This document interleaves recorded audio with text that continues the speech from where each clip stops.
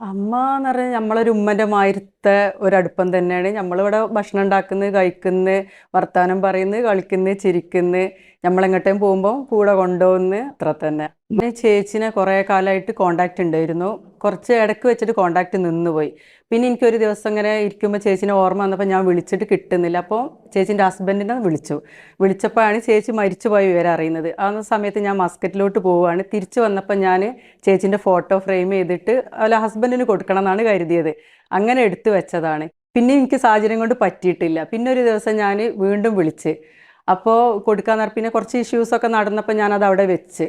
പിന്നെ രണ്ടാമത് കോഴിക്കോടുള്ള പ്രോഗ്രാം ഉണ്ടായ സമയത്ത് അച്ഛനെ വിളിച്ച് ചോദിച്ചപ്പോൾ എന്നോട് പറഞ്ഞ് മോൾ അവിടെ പോയിട്ട് കൊടുക്കുകയെന്ന് പറഞ്ഞ് അവനക്ക് സന്തോഷമാവും, അമ്മേൻ്റെ ഫോട്ടോ അല്ലേ എന്ന് പറഞ്ഞ് അങ്ങനെയാണ് പോകാനും. മക്കളെ പറ്റിയും ഹസ്ബൻഡിനെ പറ്റിയും എല്ലാം പറയലുണ്ടായിരുന്നു. കുറേ കാര്യങ്ങൾ നമ്മൾ സ്വാഭാവികമായിട്ട് നമ്മൾ പെണ്ണുങ്ങൾ സംസാരിക്കുമ്പോൾ ഉണ്ടാകുന്ന രീതികളൊക്കെ ഉണ്ടല്ലോ, അതേമാതിരി മക്കളെ പറ്റിയുള്ള ആദ്യം മക്കൾ നന്നായി എത്തിക്കഴിഞ്ഞാൽ ഉണ്ടാവുന്ന സാഹചര്യങ്ങൾ എന്തൊക്കെ ആയിരിക്കും അങ്ങനെയൊക്കെ സംസാരിക്കലുണ്ട്. ഓല് ഒരു ദിവസത്തിന് വേണ്ടിയിട്ടാണ് ഇവിടെ വന്നത് ശരിക്കും. പക്ഷെ എൻ്റെ അടുത്ത് നിന്നപ്പോൾ ഞാൻ കുറച്ചും കൂടെ നിൻ്റെ കൂടെ നിൽക്കട്ടെ എന്ന് എന്നോടും കൂടി ചോദിച്ചു. അപ്പം നിങ്ങൾക്ക് എത്ര വേണമെങ്കിലും ഇവിടെ നിൽക്കാമെന്ന് പറഞ്ഞ് അങ്ങനെയാണ് ഇവിടെ നിൽക്കുന്നത്. ചേച്ചിനെയും അറിയില്ല, ചേച്ചിൻ്റെ കുടുംബക്കാരെ ബന്ധം ഒന്നും അറിയില്ല. ചേച്ചി എത്തിയൊരു സാഹചര്യം കുറച്ചൊരു സങ്കടകരമായ ഒരു രീതിയിലാണ് ഞാൻ ചേച്ചിനെ കാണുന്നത്. അപ്പം ഞാൻ ചേച്ചിനോട് ചോദിച്ചു, എൻ്റെ വീട്ടിലേക്ക് പോരിയറിഞ്ഞ് ഞാൻ കൂട്ടിയതാണ്. ചേച്ചി ആരാന്ന് എന്താ ഒരു മനുഷ്യന്ന് മാത്രമേ എനിക്ക് അന്ന് അറിയുള്ളൂ. അങ്ങനെ കൊണ്ടുവന്നതാണ്. വന്ന് പിറ്റേ ദിവസം എനിക്ക് ഒരു ദിവസം അവിടെ താമസിക്കണം എന്ന് പറഞ്ഞപ്പോൾ നിന്നാൽ മതി എന്ന് പറഞ്ഞ് ഒരു വണ്ടി വിളിച്ചു കൊടുക്കണം എന്ന് പറഞ്ഞ് ആയിക്കോട്ടെ പറഞ്ഞ് കൊണ്ടുവന്ന് പിറ്റേന്ന് എന്നോട് പറഞ്ഞ് ഞാൻ അവിടെ നിൽക്കട്ടെ, എനിക്ക് നിങ്ങളെ ദിവസം നമ്മൾ വർത്താനൊക്കെ പറയുമ്പോൾ എന്നോട് ഇങ്ങനെ പറഞ്ഞ് എൻ്റെ മോന് പാട്ട് പാടും എന്നൊക്കെ പറഞ്ഞ് യൂട്യൂബിലൊരു പാട്ട് കാണിച്ചു തന്ന്. എന്താ പേര് എന്ന് ചോദിച്ചപ്പം ഹിരൺ എന്നാണ്, ഹിരൺദാസ് മുരളി എന്ന് പറഞ്ഞ്. അപ്പോൾ അവനെ അങ്ങനെ പറഞ്ഞാൽ അറിയില്ല കേട്ടോ, വേടന്നാണ് പറയല് പറഞ്ഞത്. അപ്പം ഞാൻ വേടനോ അപ്പം നമ്മളെ ഇരട്ടപ്പേരൊക്കെ വിളിക്കല്ലോ എന്നുള്ള രീതിയിൽ അതായിരിക്കും എന്ന് വിചാരിച്ചു. പിന്നെ ഞാനത് മറന്നു. ഞാൻ കുറേ പ്രാവശ്യം ചേച്ചി ഞങ്ങൾ തമ്മിൽ സംസാരിച്ചിട്ടുണ്ട് ഫോണിൽ. മോളൊരു ദിവസം വീട്ടിൽ വരണം കേട്ടോ അപ്പം അങ്ങനെ പറയലുണ്ട്. പക്ഷെ എനിക്ക് പോകാൻ ഇതുവരെ പറ്റിയില്ല. പിന്നെ ഇങ്ങോട്ടും ഞാൻ വരാൻ കുറേ ക്ഷണിച്ചിട്ടുണ്ട്. പിന്നെ അസുഖം എന്തായിട്ട് വരാൻ പറ്റിയില്ല. അടുപ്പിച്ചടുപ്പിച്ച് ഇടയ്ക്ക് വിളിക്കാറുണ്ടായിരുന്നു, സംസാരിക്കലുണ്ടായിരുന്നു.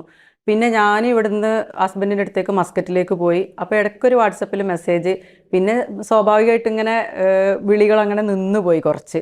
അത് എനിക്ക് ഇവിടെ നിൽക്കുന്ന സമയത്ത് ഓരോട് സംസാരിച്ചപ്പോൾ എന്നെ വീട്ടിലാണ് നിൽക്കുന്നത് പറയാൻ വേണ്ടിയിട്ട് ചേച്ചി വിളിക്കുമ്പോൾ ഓരോട് ഞാൻ സംസാരിച്ചു. എന്നോട് പറഞ്ഞ എന്തെങ്കിലും ആവശ്യം ഉണ്ടായാൽ ഈ നമ്പർ എടുത്തുവെച്ചോ എന്ന് പറഞ്ഞിട്ട് ഹസ്ബൻഡിൻ്റെ നമ്പറും മക്കളെ നമ്പറും രണ്ടും തന്നു.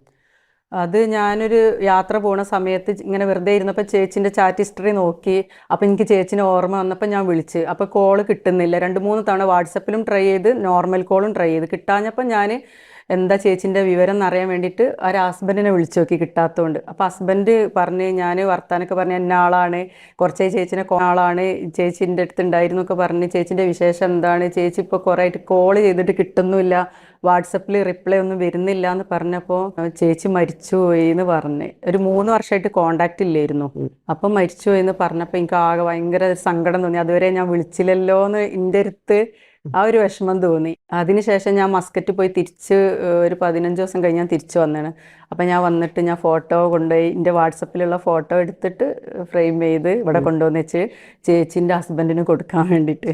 അവൻ്റെ അച്ഛനെ ഞാൻ വിളിച്ചിട്ടുണ്ടായിരുന്നു. അപ്പം എന്നോട് പറഞ്ഞ് കോഴിക്കോട് വരുന്നുണ്ട് അവന്, നീ എടുത്തുവെച്ച ഫോട്ടോ അവനക്ക് അവിടെ കൊടുക്കുക പറഞ്ഞ്. അപ്പം ഞാൻ പറഞ്ഞു അവിടെ ഭയങ്കര തിരക്കായില്ലേ, പോകാൻ പറ്റുമോ കാണാൻ പറ്റുമോ എന്നുള്ള അറിയില്ല, മോള് പോയിക്കോ എന്തായാലും കാണാൻ പറ്റും, നീ ആഗ്രഹിച്ചതല്ലേ അതെന്തായാലും നടക്കും എന്ന് പറഞ്ഞ്.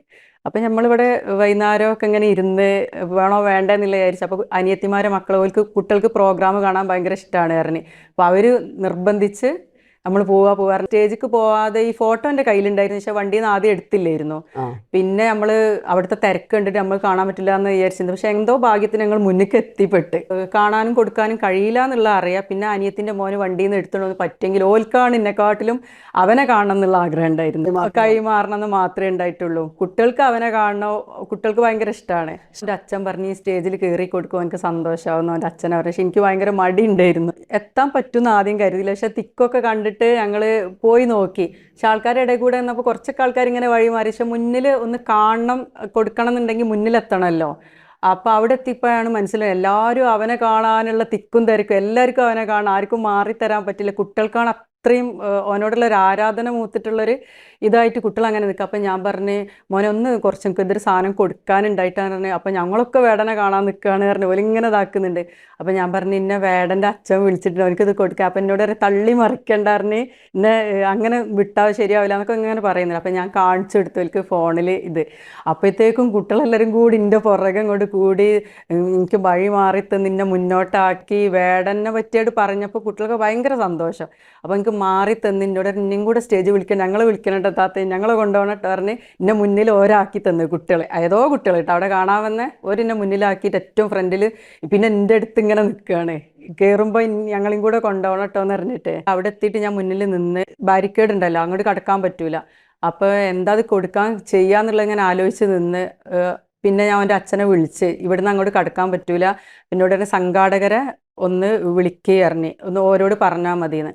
അപ്പോൾ അവിടെ ഉള്ളൊരു സെക്യൂരിറ്റിനോട് ഞാൻ പറഞ്ഞപ്പോൾ അയാൾ എന്നെ ഉള്ളിലേക്ക് വേഗം കൊണ്ടുപോയി അവിടെ നിർത്തി. അപ്പോൾ അവിടെ കുറേ പോലീസുകാരുണ്ടായിരുന്നു. അപ്പോൾ അവരൊക്കെ എന്നോട് ഇങ്ങനെ എന്താ അവിടെ നിൽക്കുന്നത് ചോദിച്ച്. അപ്പോൾ ഞാൻ പറഞ്ഞ പോൽക്കൊക്കെ അത് അറിയാൻ നല്ല താല്പര്യത്തിൽ എന്നോട് സംസാരിച്ചത് അന്നേരം. പിന്നെ ഒരാൾ വന്നിട്ട് ഒരു പോലീസ് വന്നിട്ട് എന്നോട് ഇവിടെ നിൽക്കാൻ പറ്റില്ല, പ്രോട്ടോക്കോളിനെതിരാണ് പറഞ്ഞ്. അപ്പോൾ ഞാൻ പുറത്തേക്ക് മാറി നിന്ന്. അപ്പോൾ അതിൽ ഒരു സെക്യൂരിറ്റി പറഞ്ഞു ഇവിടെ നിന്നോളി, എന്താണെന്നുള്ളത് പേര് വിളിക്കും, എൻ്റെ പേര് ചോദിച്ചു പോയി. അപ്പോൾ നിങ്ങളെ പേര് വിളിക്കുക ഒരു ലേഡി വന്ന് പറഞ്ഞ് ഇവിടെ നിന്നോളി, പേര് വിളിക്കുമ്പോൾ ഞാൻ പറയാറിന് അവിടെ നിൽക്കാൻ പറഞ്ഞു. പിന്നെ വീണ്ടും അവൻ്റെ അച്ഛൻ വിളിച്ചിട്ട് അവനെ വിളിച്ചെന്ന് തോന്നുന്നുണ്ട്. വിളിച്ചിട്ട് പറഞ്ഞ് അവർ റൂമിലാണ്, ഇറങ്ങിയിട്ടില്ല, ഇറങ്ങിക്കഴിഞ്ഞാൽ മോളെ വിളിക്കും, ഞാൻ പറഞ്ഞിട്ടുണ്ട്, പേര് ഞാൻ പറഞ്ഞു കൊടുത്തിട്ടുണ്ട് പറഞ്ഞ്.